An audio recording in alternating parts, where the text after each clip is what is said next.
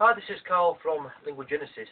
Now, what I want to do in this video is to clarify as far as possible some of the points which will hopefully help you to reiterate your understanding of what is arguably one of the most nightmarish aspects of Spanish language grammar for learners of the language, that being, of course, the difference in usage amongst the individual forms of ser and estar, each of which translates into English as to be.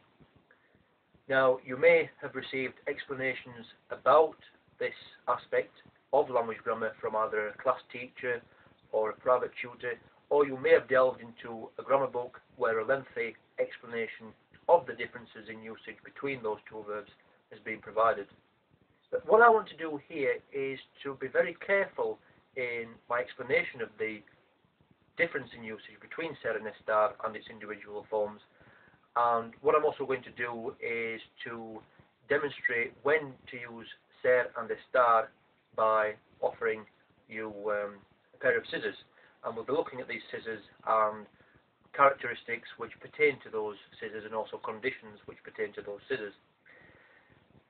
Now, you may have been, or you may have convinced yourself already that for things which are temporary, you'll need to use a form of estar in translation, whereas things which are permanent require a form of ser to be used instead.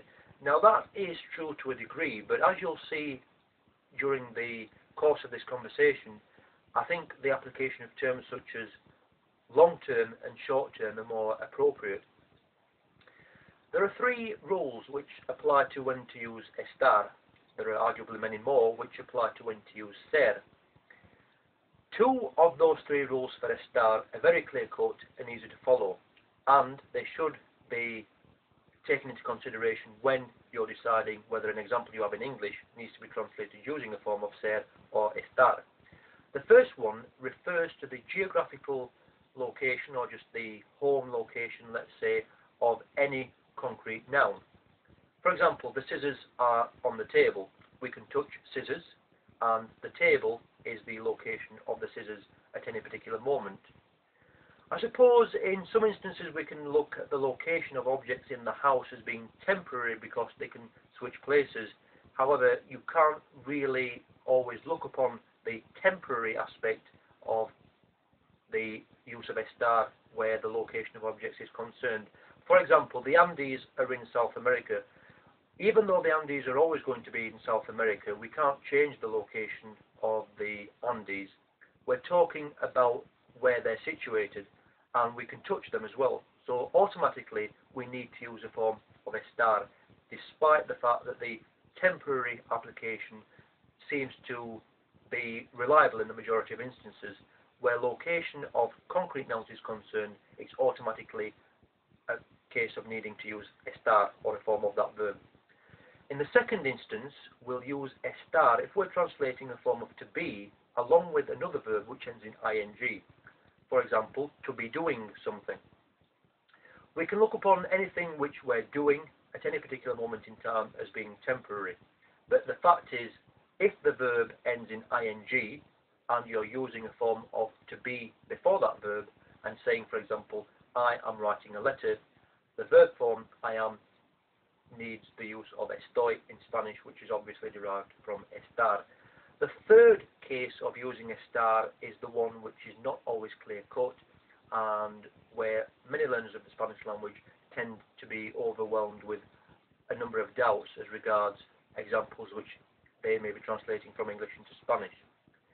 What I'll say first of all is that estar can never be used immediately before nouns. Ser will be used to more often than not say what something is or what somebody is, whereas estar will describe how something is or how somebody is. For example, if you're saying my father is a doctor, someone may put forward the argument that that is potentially changeable because he may decide to change jobs all of a sudden, he may become redundant all of a sudden. But the fact that doctor is a noun and we're saying what somebody is, that means that we'll need to use a form of ser instead.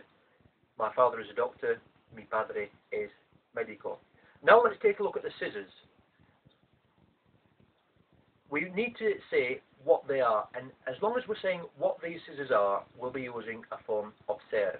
As you can see, they're long, they're blue handled, and they're rather sharp. That's what they are, and these are characteristics which will be long term, in some cases indefinite. If, however, we refer to a condition in which these scissors are, then we can use estar. So they can become tattered and torn at the handles, in which case we'd be using estar. Potentially they could become blunt, and even though they're sharp now, if someone were to mess with them or they were overused, they could become blunt, in which case theoretically we could use estar to say that they were sharp, in the same way that blunt is the opposite of sharp. We'd also be able to use estar with blunt as well.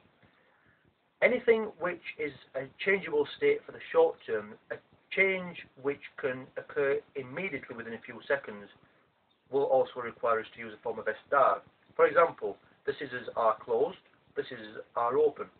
Where open and closed are opposite words for one another, opposite adjectives, and due to the fact that open can become closed really quickly, and all of a sudden closed can become open, that will require us to use a form of estar. If I were to put the scissors away in a dark cupboard and leave them there for a while, the blade would go cold. If I were to then take them out and expose them to room temperature, or even place them under a light bulb, then they would go hot rather quickly. So due to that sudden change in state, which can potentially take place, that will require me to use a form of estar when I'm saying that the blades are hot or the blades are cold. If we're speaking about mental states which can change all of a sudden, in the same way that scissors can become open and closed, or closed and then open all of a sudden, that will require us once again to use a form of estar. Again, we can't necessarily perceive that or assume that mental states will be long term. People are happy 1 minute, and then if sad news comes along, then they'll become sad. Or if a person is sad, if all of a sudden that person receives a piece of good news, he or she may become happy. So where there is theoretically a likelihood that a change of mental state will switch and turn, either for the better or for the worse, all of a sudden, that will require us to use a form of estar.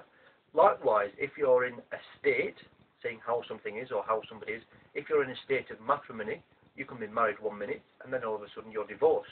You can be single 1 minute and then you can become enamored or in love the next. And due to these theoretical changes of state, which can occur rapidly, we can use a form of estar where each of them is concerned. And as you'll note, in love, enamored, closed, open, hot and cold are all adjectives. We can use adjectives after estar, but we cannot use nouns after estar.